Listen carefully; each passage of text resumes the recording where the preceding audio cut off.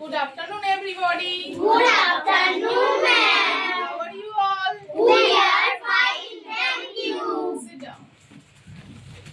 আজকে আমাদের পাঠের বিষয় বৃষ্টিচ্ছায় অঞ্চল।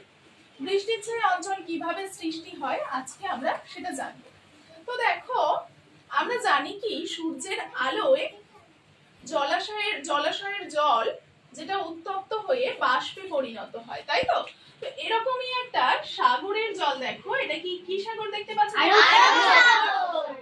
আরব সাগরের জল কি হচ্ছে উত্তপ্ত হয়ে গিয়ে জলীয় বাষ্পে পরিণত হচ্ছে, বাষ্পে পরিণত হচ্ছে। তো এই জলীয় বাষ্প যখন বায়ুর সাথে মিশছে সেটাকে আমরা বলছি জলীয় বাষ্পপূর্ণ বায়ু, যেটাকে আমরা আর্দ্র বায়ু বলি। যে বায়ুতে জলীয় বাষ্প যত বেশি পরিমাণে থাকে সেই বায়ুকে আমরা তত বেশি আর্দ্র বায়ু বলে থাকি, তাই তো? তো এই আর্দ্র বায়ু অর্থাৎ জলীয় বাষ্পপূর্ণ বায়ু এটা তখন কি হচ্ছে এগিয়ে আসছে। দেখো, এগিয়ে আস্তে আস্তে পর্বতের ঢাল বরাবর ও যখন আসছে, এসে পর্বত তো উঁচু, অনেক উঁচু, তাই ওখানে ধাক্কা খেয়ে যাচ্ছে, বাধা পেয়ে যাচ্ছে জলীয় বাষ্পপূর্ণ বায়ু আস্তে আস্তে। তো বাধা পেয়ে এখানেই ও আস্তে আস্তে হালকা হয়ে উপরে উঠে যাচ্ছে, গিয়ে মেঘ সৃষ্টি করছে। তো মেঘ সৃষ্টি করার পর যেখানে যেহেতু ও হালকা হয়ে গেছে, গরম হয়ে গেছে, গিয়ে আর্দ্র ছিল বায়ুটা, জলীয় বাষ্পপূর্ণ ছিল, যেহেতু হালকা হয়ে গেছে মানে ও আবার ঠান্ডা হয়ে জলে পরিণত হবে। তো তখন ওই মেঘ থেকে কি হয়ে যাচ্ছে, ওখানেই পর্বতের ওই ঢালেই বৃষ্টিপাত হয়ে যাচ্ছে। এই ঢালটার নাম কি? পর্বতের এই ঢালটার নাম হলো প্রতিবাদ ঢাল।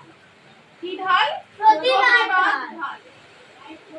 পর্বতের এই প্রতিবাদ ঢালে বায়ু কি হচ্ছে ধাক্কা খেয়ে উপরে উঠে গিয়ে মেঘ সৃষ্টি করছে এবং প্রচন্ড পরিমাণে বৃষ্টিপাত ঘটিয়ে দিচ্ছে, ঠিক আছে? কারণ এখানে বায়ুটা আর্দ্র ছিল, অনেক জলীয় বাষ্প ছিল বায়ুতে, সমস্ত জলীয় বাষ্পগুলো জল হিসেবে এবার পড়ে গেল, তাহলে ওখানে প্রচন্ড পরিমাণে বৃষ্টি হয়ে গেল।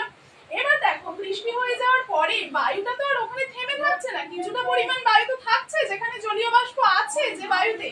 তো সেই বায়ুটা তখন কিন্তু জলীয় বাষ্পের পরিমাণটা বেড়ে গেল না কমে যাবে? এবার বৃষ্টিপাত তো হয়ে গেছে, হয়ে যাওয়ার পরে জলীয় বাষ্প কমে যাবে বায়ুতে। এবার সেই জলীয় বাষ্প যেটা অল্প আছে সেই বায়ুটা তখন সেটাকে আর আর্দ্র বায়ু বলছি না, সেটা তখন শুষ্ক হয়ে যাচ্ছে, জলীয় বাষ্পগুলো তো শুকনো হয়ে গেছে, ঝরে পড়ে গেছে, তাই না? তাই সেই বায়ুটা অর্থাৎ শুষ্ক অবস্থায় বায়ু তখন চলে আসছে কি পর্বতের বিপরীত ঢালে। এই ঢাল থেকে আস্তে আস্তে কোন দিকে চলে যাচ্ছে? নিচের দিকে, মানে বিপরীত ঢালে চলে আসছে। এই বিপরীত ঢালটাকে আমরা বলি অনুবাদ ঢাল। পর্বতের বিপরীত ঢালটার নাম অনুবাদ ঢাল। তো এই পর্বতের বিপরীত ঢালে তখন কি হচ্ছে, আসার পর বায়ুটা ওই বায়ুটা দিয়ে যখন আস্তে আস্তে ওই বায়ুটা হালকা হয়ে উপরে উঠে যাচ্ছে, মেঘ সৃষ্টি হচ্ছে, কিন্তু দেখো ওখানে তো জলীয় বাষ্প নেই, বায়ু শুষ্ক হয়ে গেছে, তাই ওখানে আর বৃষ্টিপাত হয় না বললেই চলে, প্রায় বৃষ্টিপাত হয় না, ঠিক আছে? তো এই অঞ্চলটাকে আমরা বলি বৃষ্টিচ্ছায় অঞ্চল।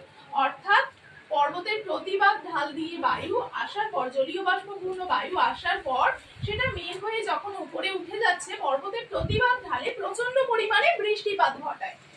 ঠিক তার উল্টো ঢালে অর্থাৎ বিপরীত ঢালে তখন বায়ু শুষ্ক হয়ে গিয়ে চলে আসে বিপরীত ঢালে, এবং বিপরীত ঢালে বায়ু শুষ্ক থাকার জন্য সেখানে বৃষ্টি প্রায় হয় না বললেই চলে। এই অঞ্চলটাকে আমরা বৃষ্টির ছায় অঞ্চল বলি, মানে বৃষ্টির ছায় মানে যেখানে বৃষ্টি নেই, হয় না, ঠিক আছে? তাহলে পর্বতের প্রতিবাদ ঢালে যেখানে প্রচন্ড পরিমাণে বৃষ্টি হচ্ছে, সেখানে পর্বতের অনুবাদ ঢালে একেবারে প্রায় হচ্ছে না, খুব কম হচ্ছে। তাই পর্বতের অনুবাদ ঢালটাকে আমরা বলছি বৃষ্টিচ্ছায় অঞ্চল। বোঝাতে পারলাম কিভাবে বৃষ্টিচ্ছায় অঞ্চল সৃষ্টি হলো?